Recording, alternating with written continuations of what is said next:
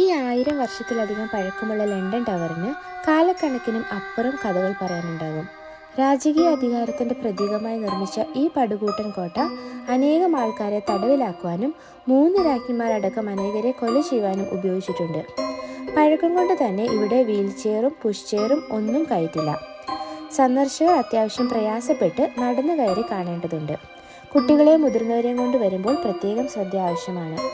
രാജാക്കന്മാരുടെ ഉറവാളുകളും കവചങ്ങളും എല്ലാം പഴമയോടുകൂടി സൂക്ഷിച്ചിട്ടുള്ള ഈ കോട്ടയ്ക്ക് സ്പൈറൽ അഥവാ ചുഴി ആകൃതിയിലുള്ള ചെറിയ പടിക്കെട്ടുകളാണുള്ളത്. സൂക്ഷ്മതയോടുകൂടി ഓരോ പടിക്കെട്ട് കയറുമ്പോഴും നിഗൂഢതകളുടെ മണവും കാറ്റും അനുഭവപ്പെടും. കാലപ്പഴക്കം കൊണ്ട് തന്നെ സുരക്ഷിതയെ മാനിച്ച് പല മുറികളിലേക്കും ഇപ്പോൾ പ്രവേശനം നിഷേധിക്കപ്പെട്ടിരിക്കുകയാണ്. എന്നിരുന്നാലും ആ പഴയ യുദ്ധകാലത്തെപ്പറ്റിയും രാജ്യഭരണത്തെപ്പറ്റിയും പുതിയ തലമുറയ്ക്ക് ഒരുപാട് അറിവുകൾ പകരുവാൻ